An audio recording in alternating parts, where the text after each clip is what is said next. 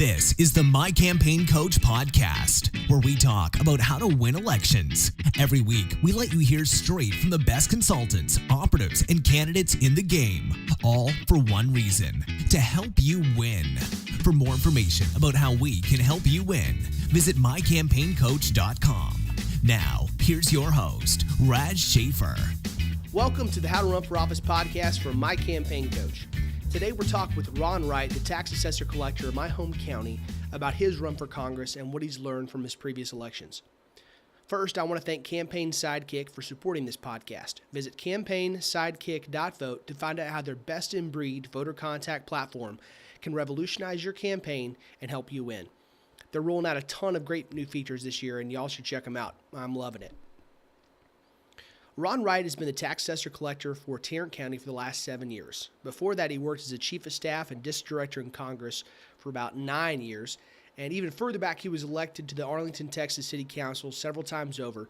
All of his subsequent elections there after first getting elected were uncontested, which is my favorite kind of race. Now, I'll forgive your surprise over me being excited to see the guy that I pay my taxes to running for Congress, but the fact is that Ron's service has truly been incredible. Well before he decided to take on the swamp in D.C., he was working to drain it right here in Tarrant County. Among the things that make Ron's candidacy unique is that he was actually drafted into this race. Now, that doesn't happen very often, and most folks who say they were drafted should really put an asterisk next to that statement because it didn't really happen that way. But in Ron's case, it's 100% true. I know because I was kind of part of that, and I was involved in the conversation and talking to the folks who were drafting him. But you got to ask yourself, who drafts the tax man into a race for Congress? Well, if you want to find out why folks drafted Ron and the lessons he's learned through his years of public service, keep listening, because that's what we're going to be talking about. Since Ron's local, we met up in person and did the interview, and I had a blast doing it. There was only one downside, and that's that the AC in the building left the audio with a bit of a low bass rumble, so I hope it's not too annoying to you guys, and you can just totally disregard the couple doors closing and opening near the end of the audio, but I hope you guys enjoy it, and with that, let's get to the interview. Ron, I really appreciate being here today. Thanks for having me. I appreciate it. Well, you know, I've known you. I actually knew your name long before I had met you because you've been on every bill I've got from the tax office for as long as I've had a house in Fort Worth. That's right. But in spite of that, I quickly learned a little bit about you and have got familiar with a little bit more of your background, and I've seen you on the ballot. You've been elected here. When were you first elected in Tarrant County? Back in 2000, City Council in Arlington. Gotcha. So you're city councilman. Then you go straight from there to tax assessor collector? No, I spent time in Washington as Congressman Barton's chief of staff. Okay. I was his district director for 9 years, and then chief of staff for 2.5 years, and then became tax assessor collector. Very good. And so that's where you've been. You're currently there. Right. And 7 then years. 7 years as tax assessor collector. And now part of the reason why you're here is that you're running for Congress. That's right. And you just got done winning. You were in the runoff, took first spot in the primary, and then you came around and you won the runoff just a couple weeks ago. Right. And so now we're on to December. We're excited. It can't get here soon enough. Yep, November. What's the election date? It's just coming up there. November 6th. Yep. Yeah. It's hopefully it'll get here quick. We got a hot summer to go through with lots of block walking in the meantime. But before we get to talk about this race, I'd love to take a step back. Okay. And let's talk about kind of where you came from. You've been 6 generations here in Tarrant County. Right. Talk about kind of you growing up a little bit and how you got involved in politics. Well, there has never been a time when I wasn't interested in politics. Politics and history, my entire life. No one else in my family was really politically oriented. I mean, we were very patriotic. We were raised that way. My dad was a World War II vet, and he was very patriotic, but he wasn't overtly political. And it wasn't discussed much in the home. But I was just enthralled with this whole concept of people deciding for themselves how they were going to be governed. And I had a growing appreciation for that as I went through school. And I didn't want to be on the sidelines. I wanted to be part of the process. You know, it was never my dream to go to Congress. I discovered that if you want to get involved in your community, there's hundreds of ways to do that. And politics is the same way. 90% of it's just showing up, and I showed up. And before long, I was being asked to serve on boards and commissions and things like that. And that's how I got my start in terms of serving publicly in a public capacity. And but I didn't run for office until, I was 47 years old. I was in the private sector before that. And I was involved in the Republican Party. I was a party activist. I was doing volunteer work in the community, mostly in Arlington. But I worked in the private sector till then, and I ran for city council, won. I've had 7 elections now, and won every one of them. I'm very conservative. I have a very conservative record, and I think that's why I won the primary for Congress. Is I'm a known quantity. I'm a known conservative, and I have a record to prove it. So people didn't have to wonder, if I meant what I said, because I have a record to back it up. Right. What was that first campaign like? I mean, you're stepping out there. You've been involved in politics as an observer and as a participant, and volunteering and stuff. Now you jump in running for city council in Arlington. Right. And I ran. It was an open seat. Dottie Lynn, who had served in that seat, it was at large, the whole city. She'd been there for 18 years and finally was leaving. And there was a gentleman, an establishment candidate, a Chamber of Commerce fellow, very wealthy. He staked out immediately because once she started that last term, she announced she wasn't going to run again. So she was immediately a lame duck. And he announced that he was going to run for her seat. And so when I got in it, he already had most of the establishment people lined up, a lot of money lined up. But I was already well known because of my resume as a community volunteer. I'd already served on a lot of boards and commissions. And I had been a columnist for the Star-Telegram for 5 years as a weekly columnist. And people knew my political views. And I ran as a conservative, ran hard. There were 3 of us, and the third guy, he got just enough votes to throw it into a runoff. That jerk. But he got 300 votes. But I was first place in the first election. Did the runoff. I had beat this gentleman by 150 votes. I beat him in the runoff by 1,600 votes, which meant that a lot of people that had voted for him the first time switched and voted for me the second time. So, and then I went 6 years without an opponent. It's my favorite kind of race to run. Yeah, everybody else on council, they would have an opponent and I wouldn't. That they didn't care for that too much. But anyway, but I served 8 years and walked away. It was a safe seat, but I had served long enough. And I believe in term limits for Congress for the same reason I walked away from the city council seat. I don't think the founders ever thought that people would be in Congress for 30 years or 35 years. And I think we've seen some of the problems that can happen when they do serve a long time. And so I'm self-limited 8 years, 4 terms.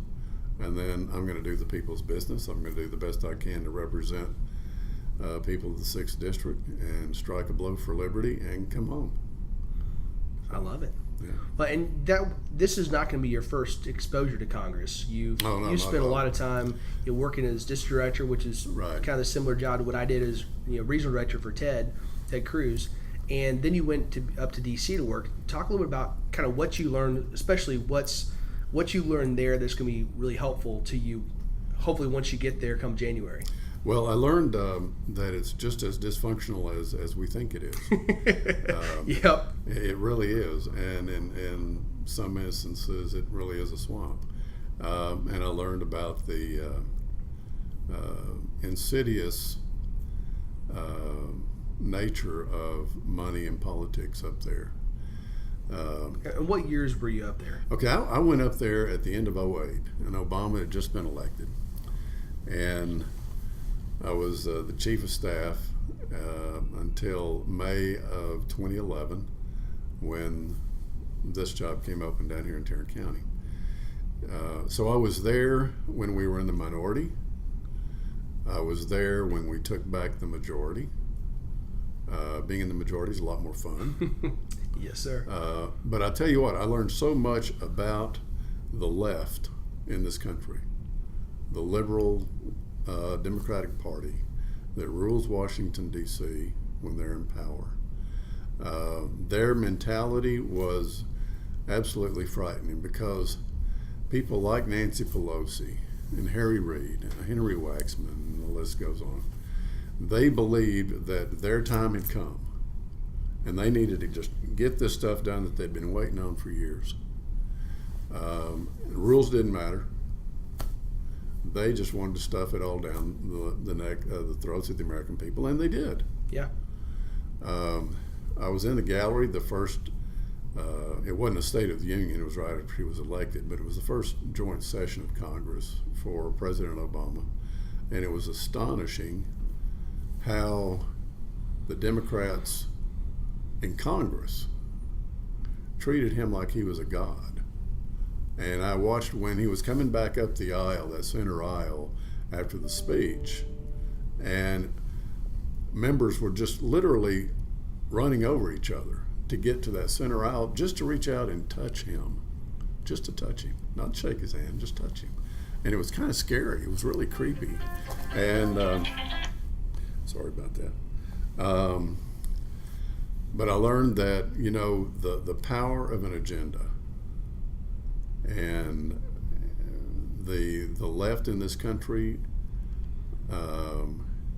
they didn't even care about their own future success. They were bound and determined to have their way on some of these issues, like cap and trade, like Obamacare, no matter what.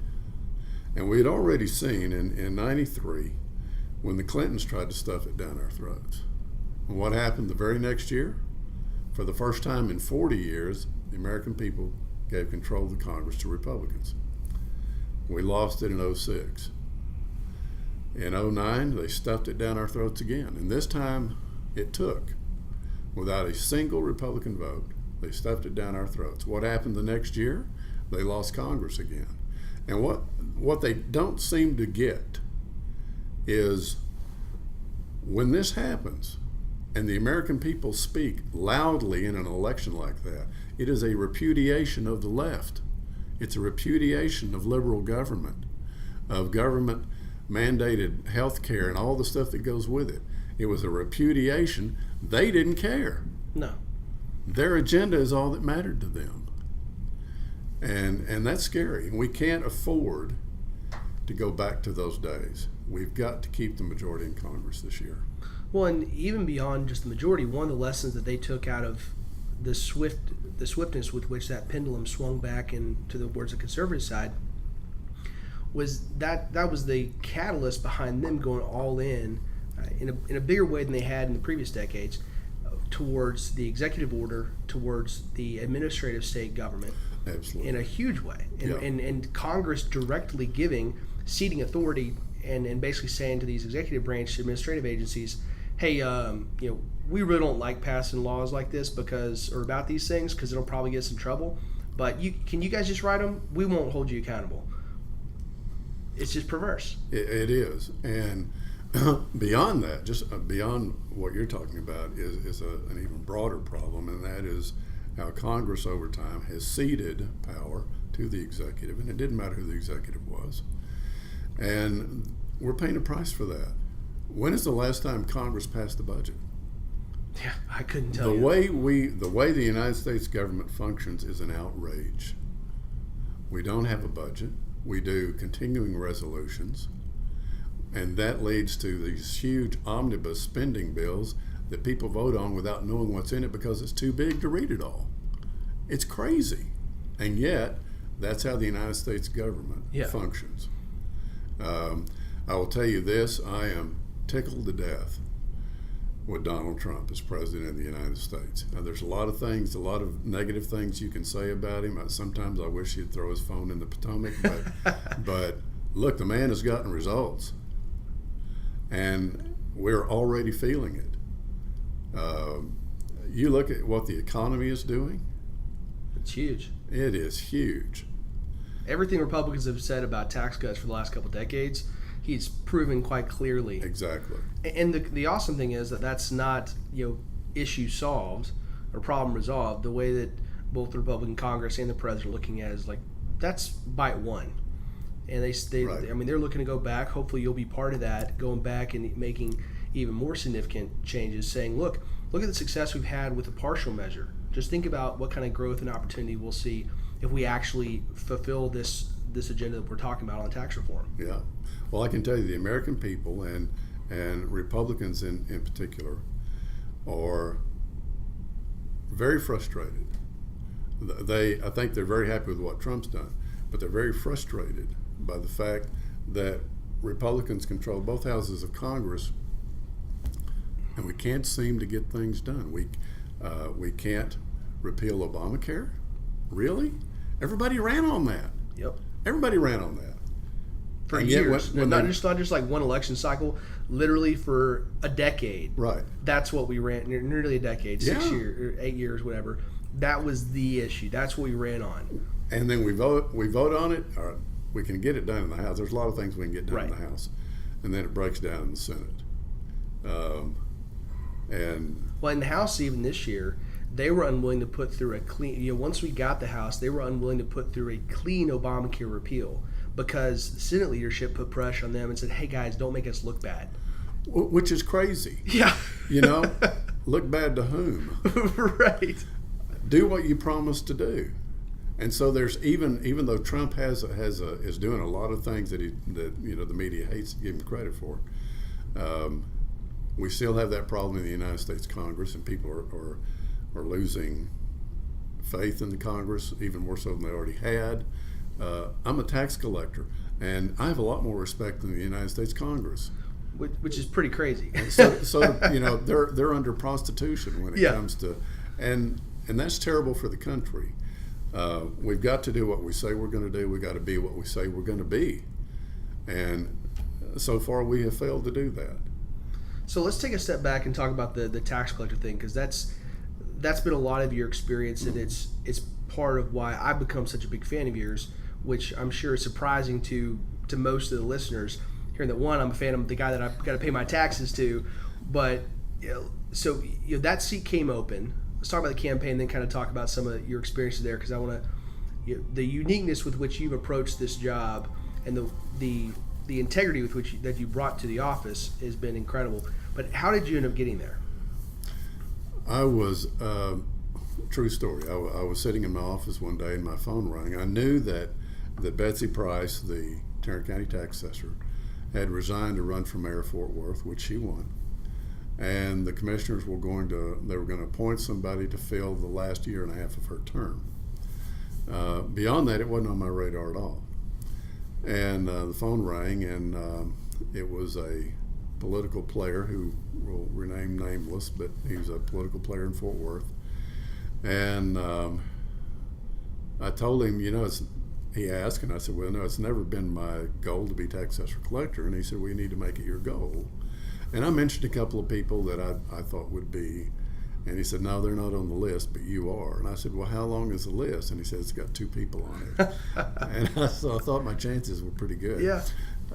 And the more I thought about it, I hated leaving Washington because I was in the middle of it. I was chief of staff for a senior member, and had an office overlooked the Capitol because he was a senior member. He has good real estate, and the lure. Part of the lure of Washington is you're in the know. Yeah. And people hate to lose that. They hate to leave it, and it's because there's such a high price paid for that kind of knowledge. So, but I talked with my wife. We prayed about it. Yeah, I need to do this. And so I came back home. She was down here. I was going back and forth. And absolutely loved being the tax assessor collector. My first year, I just spent learning. I didn't try and reinvent the wheel or anything. Took all the classes, passed all the tests, and got certified. And looked at how other counties were operating. But here's the thing, and this is something that had stuck with me from my days on city council. When I was first elected to council, we had members on the council that would make statements. They would, when they passed the budget and the tax rate every year, they'd say, well, we held the line on taxes, but people's taxes would go up. And so when I got elected, I called them out on that. I said, you didn't hold the line on taxes, don't tell people that. So they changed it, and they started saying, well, we held the line on the tax rate. Well, yes, they did. And taxes still went up. Once I got into the tax assessor's chair, and I took all these classes and learned about the tax code and all of that and how it was done. And by the way, if you're the tax assessor collector, then you're an ex officio member of the Tarrant Appraisal District Board. And so you get to learn all about that side of it as well. Texas law is clear about why taxes go up, but there's mass confusion, mass misunderstandings, and mass mischief. Yeah. When it comes to property taxes, because so many, outright lies and misinformation have been spoken over the years by public officials to a point where a lot of people don't think there's any accountability in the system at all, and that's dangerous for the system. Right. It undermines it. Because what would happen is you'd have, and I don't want to pick on any one elected official, but let's say a city council member. Taxpayer comes to them and says, well, my taxes went up. And they'll say something like, well, your value went up. We have nothing to do with that. We don't set the value. That's a true statement. But the message it sends is your taxes went up because your value went up. Well, that's not exactly true. Another thing they would say is, we held the line on the tax rate. We didn't raise your tax rate. Pat us on the back. We're conservative. And yet, your taxes went up. And it's real simple. I'll just spend a very brief time on this because everybody needs to understand it. In July every year, the appraisal district issues the roll, which is the certified values. It's usually 95% complete. And then in August, all the taxing units have to publish their truth in taxation, which is the rollback rate and the effective rate. And the effective rate is important because that's the rate that would generate the same amount of revenue as the year before on the same property taxed the year before. It doesn't include new property or new construction. Then in September, they adopt a budget. Well, if they increase spending, they have to increase revenue because they're required by law to have a balanced budget. A lot of elected officials want a pat on the back for that too, even though they're legally required to do it. And then they'll set up after they adopt the budget, they'll adopt a tax rate to fund that budget. And a lot of times they'll want to keep the tax rate the same as the year before. Well, if the value goes up and they set the same tax rate as the year before, if that rate is higher than the effective rate, they're raising taxes for their taxing unit. It's that simple. Yeah. There's no argument about that. But people are almost convinced that if their value goes up, their taxes are going to go up automatically because that's been the experience for so long. So I tried to educate the public and elected officials. I've had seminars, I've had videos that I did, everything I knew to do to try and educate people in it. And what I discovered was I'd get calls from elected officials saying, hey, you're throwing us under the bus. And I said, I'm not throwing anybody under the bus. I'm just telling the truth, because if we're going to take people's hard-earned money, the very least we can do is tell them the truth about it. Mm-hmm. And if you don't want to admit that you raised somebody's taxes because you adopted the same tax rate as the year before, then don't be in public office. You know, you want the glory for all the good stuff. You got to take the complaints that come along with the bad stuff, and it's still not fixed. You know, in the last legislature, I testified 5 times for tax reform and more truth in taxation. It didn't happen. The governor's got a plan. They're gonna do it all over again the next session. But I guarantee you, TML, Texas Municipal League, and TAC, the Texas Association of Counties, all of these local government groups are going to fight it tooth and nail. Absolutely. And that's bad for Texas, and it's bad for our politics. We need to tell the truth about why taxes go up year in, year out. Well, and that really surprised me when I saw you coming out with these videos, just because very few other, if any, I don't know of anybody else, but there may be some other tax assessor collector out there that does it, but I don't think there is. No, there isn't. So you're doing something that is as weird as far as that world goes, because the club has been what was most important in the past to most people, because just like they thought you were throwing them on the bus, the way previous tax assessor collectors and in other counties, the way they approached it was to be part of the club, to play blocking for those people. And you're sitting there as the tax assessor collector, and correct me if I'm wrong, but basically the way it works is all these different these taxing entities, which there are a ton of here in Tarrant County, from all the different cities to taxing 70, and I collect 70 entities. So they basically say, here's our certified tax rate, and here's values, go get the money. So on one side you have the appraisal board that sets the values, and there's plenty of reforms you push for there on that side. They set the values. The individual, those 70 taxing entities, are responsible for setting the tax rate. Right. So between those two things, you don't have a role in how much somebody's got to pay in taxes. No, not at all. It's just your job to make sure that they're paid. Right. And so that's where you end up, because your name's and all this stuff. Some people think you're the bad guy, and you, in a very smart way and a very truthful way, went out and said, okay, first of all, I'm not the bad guy. Second of all, here's the truth of the entire situation. I'm effectively a neutral party here, and all that I want is for you to know the truth and you to be more aware of what's going on around you in the politics. That's exactly right.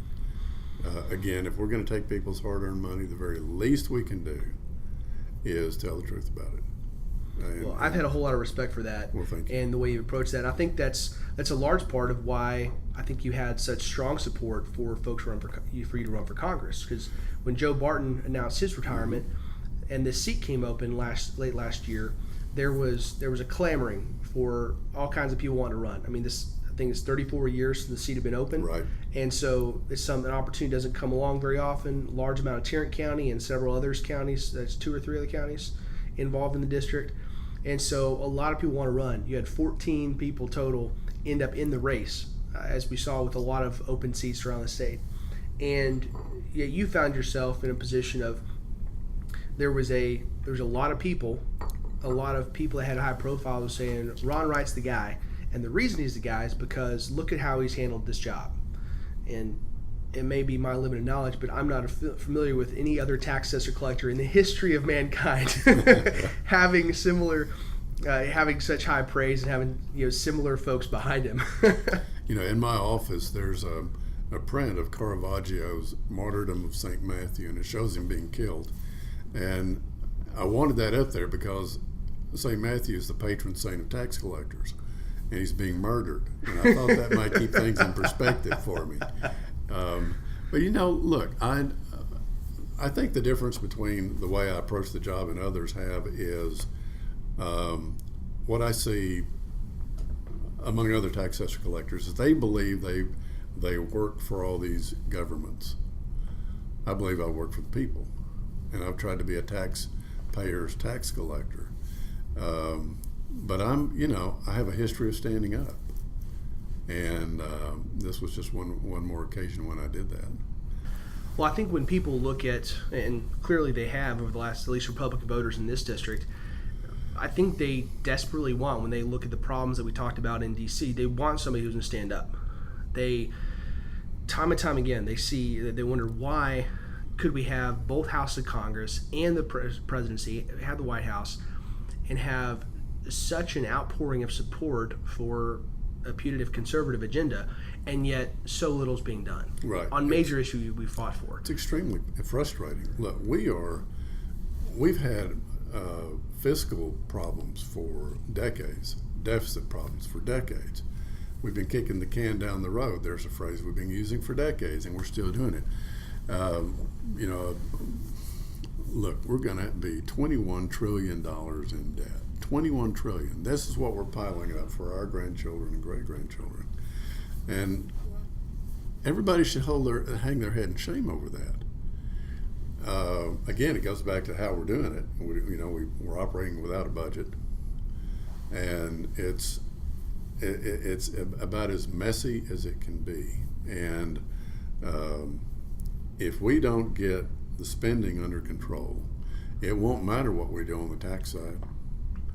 It won't matter. And I absolutely supported what Trump did on the tax cuts. And I understand that he signed the omnibus bill because he wanted the military funding. And that's the problem with omnibus bills. There's always something in there that everybody wants. Right. Otherwise, it doesn't get passed. But we've got to have people up there that will take a stand and say, no, we're not going to do that anymore. We're not going to do CRs. We're not going to do omnibus spending bills. We're going to do this right, like we have in the past. We know we can do it because we've done it before. And we're going to get a hold of spending. And that necessarily means taking a hard look at entitlements, because you can't get government spending under control without that. And the moment you say that, well, you invite demagogues on the left, and they're going to have commercials of pushing grandma off the cliff in a wheelchair, which is a big lie. That's not what we mean when it's the growth in entitlements and how to get that under control. And we need to look at all the things that we have put on the federal government over time that really wasn't the federal government's responsibility to begin with. It was states, and it needs to go back to the states. Trump, and I praise him for this, has done a phenomenal job reducing regulation. And this is something we deal with constantly over time. As you get a Democrat in there, and there's always more regulation. So you got to have a Republican to clean it up afterwards. But the best thing that the federal government can do for American business is get out of the way. And Trump has proven that once again.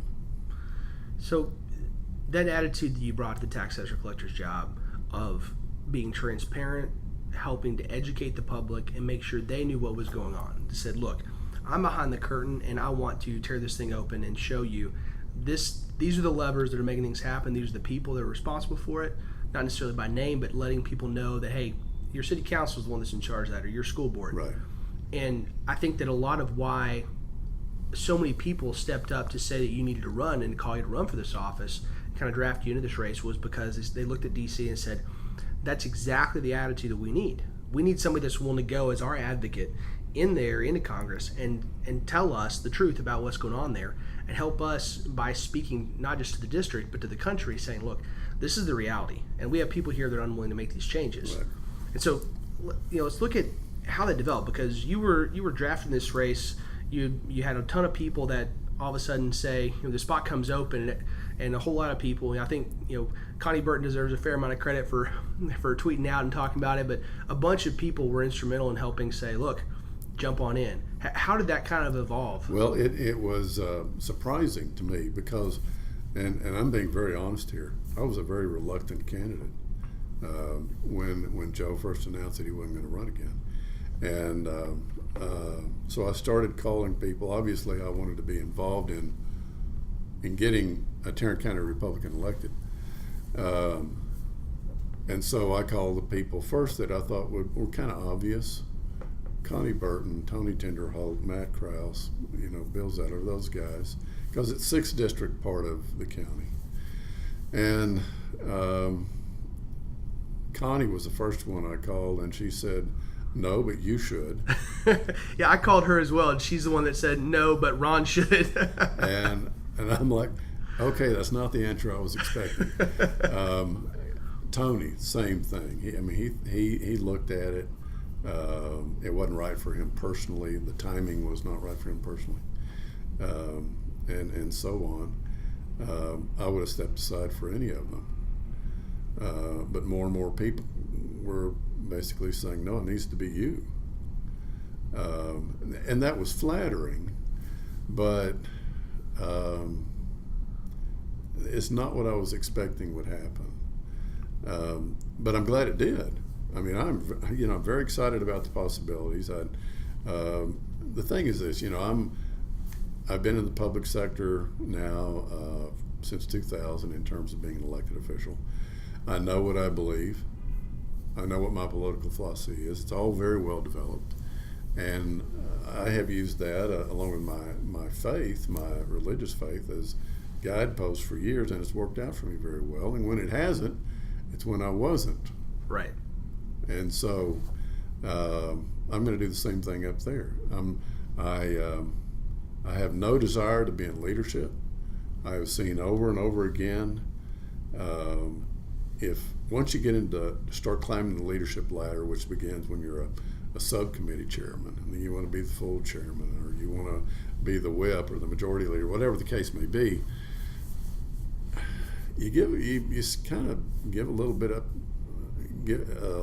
your soul in order to get there, because you're having to make accommodations you would not have made otherwise in order to get in leadership, and I'm not going to do that. I want to represent the people. I want to be true to the cause, true to myself, true to our founding principles. And when I can help people, I want to help them. But I'm not going up there to make a name for myself or to be the next Speaker of the House. I just want to do a good job. I like it. So from there, you get drafted in the race. You say, okay, well, everybody's saying I should run. I'm in. And you talk about you talk with your bride, you get her, she's on board. Now you're building a team and you're getting this thing underway, because you don't have all that much time between when you're in and when this thing opens up and when election day is. So how do you go from, okay guys, sure, I'll do it, to primary night? It was blitzkrieg. Yeah. It really was. Normally, if you're going to run for Congress, you'll start in the summer. Mm-hmm. In fact, normally, if you're going to run for Congress, you start a year before.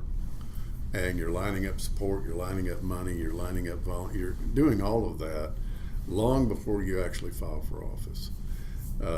None of us got to do that. And that's where having a record and having a name that people recognized came in handy for me, because I didn't have to spend as much time and as much money on name identification. But there were 14 of us. We had a lot of forums and things like that. I was very consistent in my answer. I'm generally very relaxed. I get very matter of fact when I speak to people or in a forum, but I'm consistent because I know what I believe and I know what my position is on these issues. And so I'm pretty good about saying the same thing to everybody. But it was really hard because, once it's like being an old thoroughbred, and the gate opens, and you've got to move quickly to line up support, to line up money. None of us raised a lot of money. None of us did. And but we had a great campaign. We had Micah Cavanaugh, my campaign manager, did a fantastic job. Sometimes he had to be a petty tyrant, but that's what it takes. You want that's that. That's a campaign manager's job sometimes. That's right. And but my wife was all in. My kids were all in. I couldn't have done it without my wife. And my advice to anyone wanting to run for Congress: if your wife isn't 100% there, don't do it. Yeah, I tell folks all the time that I won't work for any candidate. Doesn't matter what you're working for or what you're running for. If your spouse isn't 100% on board, and then don't do it. And I really work to tell them, look, you got to make it easy for them to say don't. Right. You got to don't just ask them, hey, honey, would you support me? Because that's just a BS way to ask the question. You got to lay out the bad things, which your wife knew from having watched you run before, and she was familiar with that. She knew the downside, and having them on board is not only such a huge help, but doing it without their support is just hell. Because I mean, I've seen not just the toll that it takes on you personally, but on your marriage and everything else. There are a few things that can wreck a marriage so quickly as a campaign when they're not both on board. Right. And thankfully, you not only were not on that end of the spectrum, but you had your wife out there as one of your key advocates and key campaign, like kitchen cabinet members. Absolutely. She was like my campaign manager's manager. That's how involved she was, and it was great, and still is. But some of it was fun. The part I like about campaigning is when I'm able to talk to a voter. Right. That's the part that's fun. I love standing out at a poll site on election day, or through early voting. I like knocking on doors and talking to people, because most people, especially in the 6th district, they're just basically nice people. Very few were ugly to me, and you get to know people, and you get a feel of where the district is and where people are on these issues, and because it's not monolithic, and people have a lot of different views on a lot of different things, and that's good for a candidate to know when they're running for office. Well, and you mentioning the diversity of the district, should you be elected, you'll represent an area that goes from very urban to very rural. Right. So that's one of those things where you'll have to leverage the fact that you have those relationships, you know these people on a first name basis, because knowing how to represent that district well, given the diversity of it, there's going to be sometimes conflict between rural and urban side of things, and you're going to have to know those individuals to know how to represent them. Yeah, and 10% of the district is Navarro County, 30% is Ellis County, and 60% is Southeast Tarrant County. And as you just said, man, the differences are remarkable. Just going down the highway a few miles, and because you've got suburban Ellis County, it's quickly becoming a Dallas suburb, particularly the northern part of Red Oak, that part. But you get into southern Ellis County or Navarro County, and it's farmland. Anybody that runs has to go before the Farm Bureau and interview, which was funny. You better know a little bit about those issues about farming. And but then, well, like, for example, I don't think anything separates them like transportation issues do. And you mentioned the bullet train in Ellis and Navarro County, and they light up. They hate that thing. But you get into the urban part, and people kind of like the idea of having a bullet train. Well, that's fine, because it's not going through your farm. Right. And what they've done is, to me, horrible.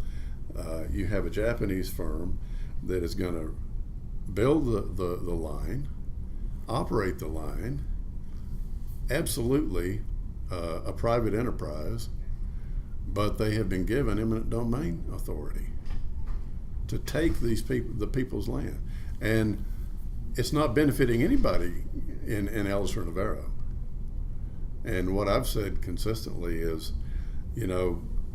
Ellis and these other counties between Dallas and Houston, they don't exist for the benefit of Dallas and Houston. That's not why they're there. Dallas and Houston are pretty sure they do. Yeah, and you're right. But that is the mentality in those two cities that are both run by Democrats, and they don't have any problem at all with that private enterprise taking somebody's farmland, dissecting their farm, and building a rail line. So, it's things like that people in Tarrant County don't even think about it much. But down there, that is probably the biggest issue there is down there. So you mentioned Micah, and we've had him on the podcast before, and I'm going to have him on again soon to talk about the campaign and what you guys have been through from his perspective. But I've always believed it is incredibly important to have, as far as that role of campaign manager, especially when you're running for a congressional seat or something like that. You're finding the right campaign manager and then cultivating the right relationship with them is just critical to your success. I mean, they're people that literally have that they're the guy that has your phone. They know everything. They got all your passwords. They're hanging out with your wife. They're hanging out with your family. They know everything, and they're basically adopted into your family for a time. Oh yeah. And so you have to have a sense of absolute trust in order for that to work well. And in your case, you'd known Micah for a little bit, as he'd worked on Tony Tinderholtz's campaign and in his office for a long time and been around Tarrant County. And so that gave a bit of familiarity with him and his character through recommendations. But now all of a sudden you're bringing him on as campaign manager. What does that look like? How do you build that relationship and make sure that you guys are able to work really well together? Well, first, it was very important to me to have someone, whoever it was, that kind of thought like I think, who's conservative philosophically, and would believe in me. I would hate to be the campaign manager for a candidate I didn't believe in. It would be a drudgery. So I wanted somebody that believed in me, believed in what I stood for, and Micah Cavanaugh does. He's been doing this for a very long time, considering how young he is. It's surprising. He was chief of staff for State Representative Tony Tinderholtz for the last two sessions. Before that, he's done a lot of political work and campaign work, including for Connie Burton. And so he has a lot of experience. He's very mature and has no problem at all talking to people, has no problem at all looking me in the eye and telling me I'm wrong if he thinks I'm doing something stupid.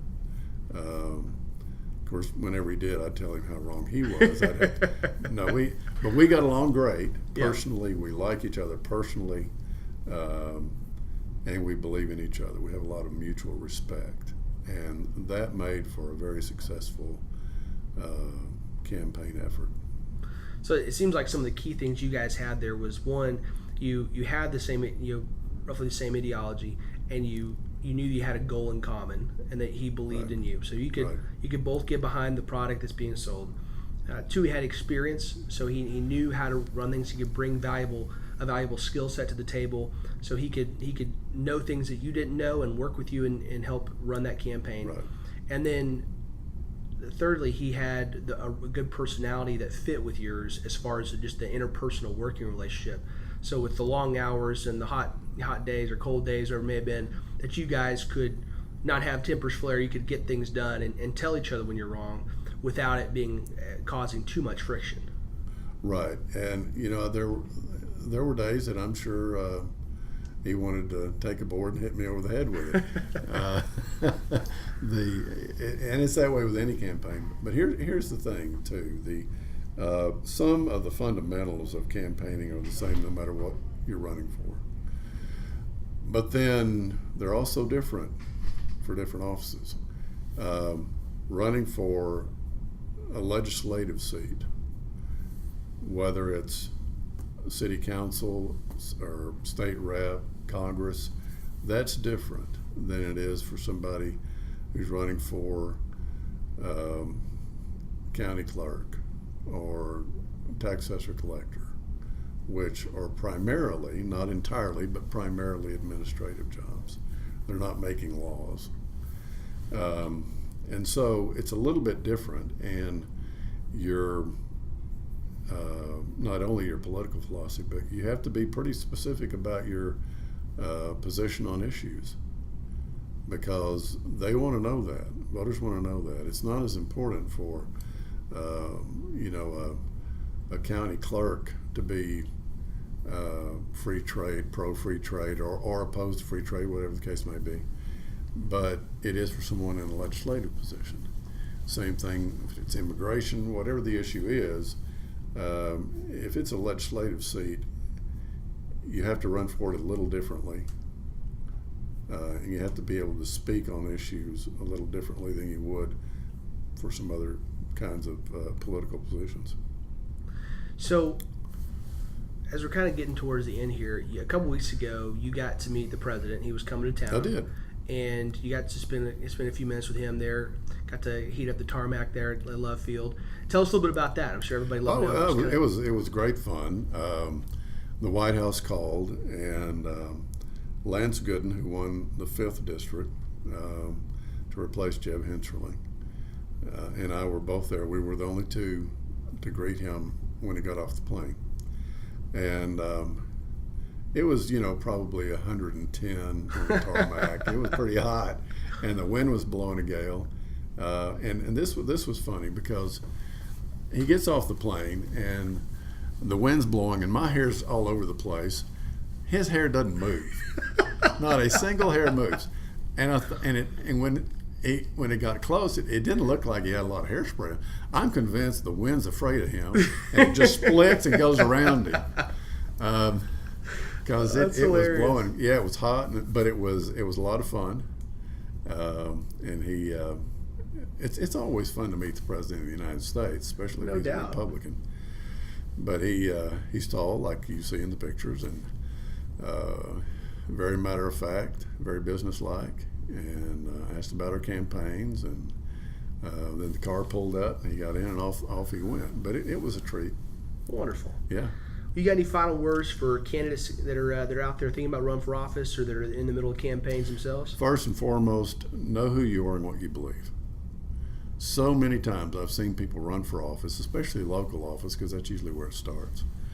And they're going to run for one of two reasons. Either they want to do something or they want to be somebody. And it doesn't take long before you can figure out which that is. I always wanted to do something. But if you want to accomplish anything, you've got to know what you believe. And you've got to stick to that. Because if you don't, you're going to flounder when issues get heated up, when you're pulled from one side and then another. You have to know what you believe, and you have to be able to tell people, look, I'm sorry, but that's not what I believe. I believe in this. I believe this is the best way. This is why. You need to know why. But you need to know yourself. And so that you don't depend on somebody else to tell you what you believe.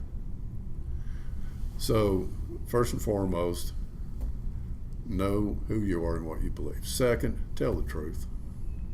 Tell the truth, because if you don't tell the truth, it's going to catch up with you.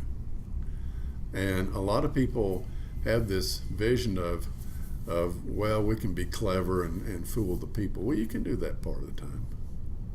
But in this day and age, especially with the kind of communications we have now, and everything's recorded, no, you can't. Not for a very long period of time. And look, if you're not, you need to run on what you believe and what you want to achieve in whatever office that is. And if the people reject you, that's not a terrible thing. I would rather be rejected as a conservative than to try and convince people that I'm something I'm not just to get elected, and then I get in there and I'm in big trouble then. So know who you are, know what you believe, tell the truth. That's the main thing. That's a good word. I'll tell you the thing, everything I've done in my life has helped prepare me for the United States Congress. But nothing like my first job, because I grew up milking cows. True story.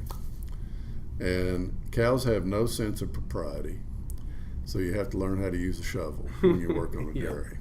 And nothing prepared me for Washington like that did. So, listen, thank you so much for having me on your show today. Well, it's been a pleasure. I appreciate what you've done for the county and what I hope you're going to do in Congress. So thanks for coming on, and thanks for sharing with us today. You betcha. Thanks a lot. Please subscribe and rate us on iTunes to help spread the word. We'll be back with you next week with more campaign insights from my campaign coach.